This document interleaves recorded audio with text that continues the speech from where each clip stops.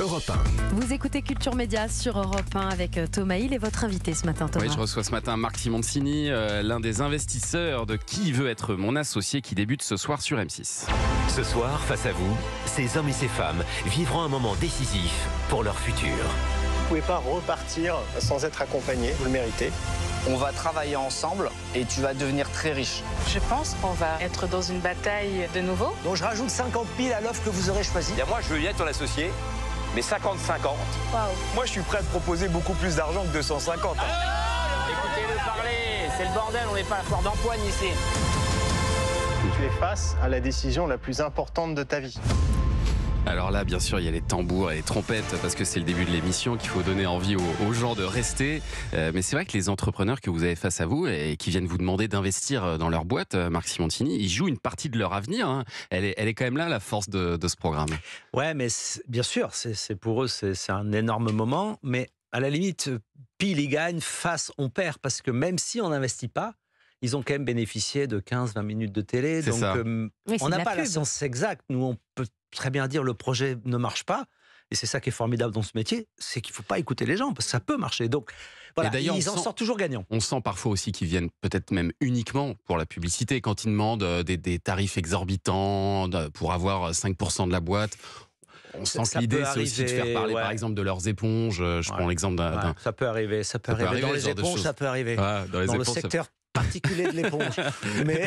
qu'on va voir ce soir. Non, mais ça fait partie des projets où on se dit, il est venu là pour faire sa pub. C'est la 4e saison.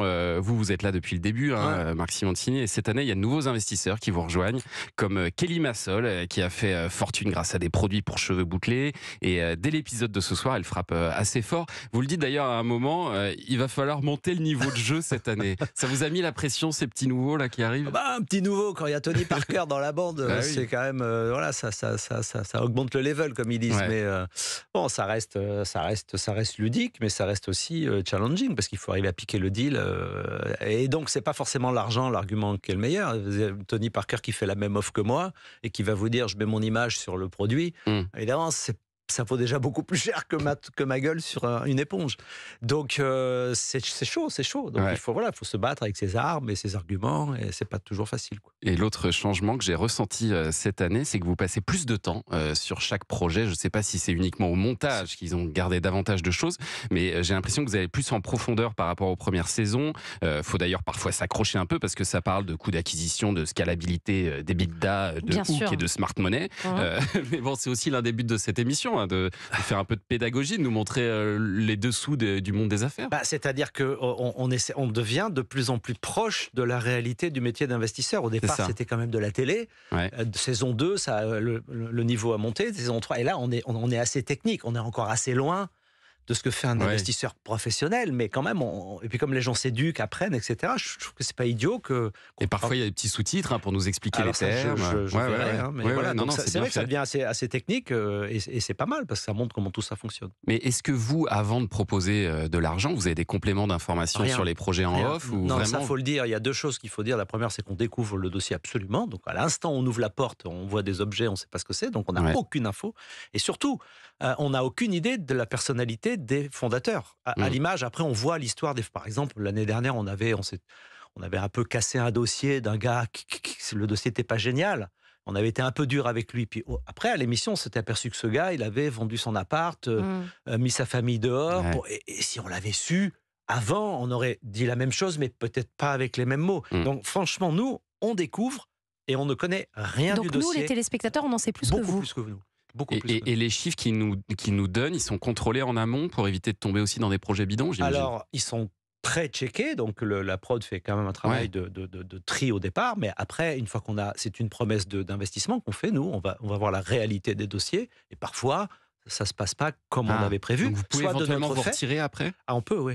Soit de notre fait, soit du fait de l'investisseur qui, entre-temps, a vu son produit décoller parce qu'il est passé à la télé. Du coup, il nous dit j'ai plus besoin d'argent parce que maintenant je vends des éponges, donc j'ai plus besoin de vous. Et donc, il peut casser le deal de son côté. Donc, c'est pas binding, comme on dit. C'est pas ferme comme offre. Mais on essaye d'aller le plus loin possible à chaque fois. Et est-ce que vous avez déjà fait des bonnes affaires depuis 4 ans grâce à cette émission ? Par définition, non, parce que le délai de maturation d'une start-up, ça il faut le dire aux gens et à mes camarades aussi, c'est que c'est 12, 13, 14 ans. C'est-à-dire qu'avant de faire le malin en disant j'ai bien investi, il faut avoir revendu une boîte.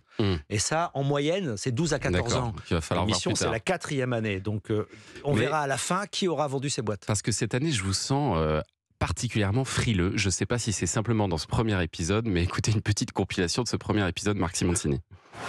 Malheureusement, c'est tellement pas mon domaine que je ne peux pas vous accompagner. Pour ces raisons-là, je vais pas vous accompagner. Je suis certain que quelqu'un va vous accompagner, mais moi, là, franchement, ce serait ridicule que je me pointe dans ce milieu. Donc moi, par essence, je peux pas vous accompagner. Ah, je vous assure, c'est une compilation du premier épisode. Je pense qu'il y a quelqu'un qui m'en veut à la prod. Est-ce que vous avez encore de l'argent à investir, Marc vous verrez, Simoncini? non, j'en ai investi beaucoup. Donc ça arrive dans les épisodes d'après. Ouais, peut-être. mais je vais vous dévoiler un truc, il vaut mieux mettre des gros tickets sur peu de boîtes que C'est des ça. petits tickets sur beaucoup. Donc c'est ça votre Mais stratégie maintenant. ça avec les années, on commence à comprendre. Bon, la suite, c'est à découvrir dans Qui veut être mon associé, saison 4. C'est à partir de ce soir, 21h10 sur M6. Restez avec nous sur Europe 1 dans un instant. Le journal des médias de Julien Piche.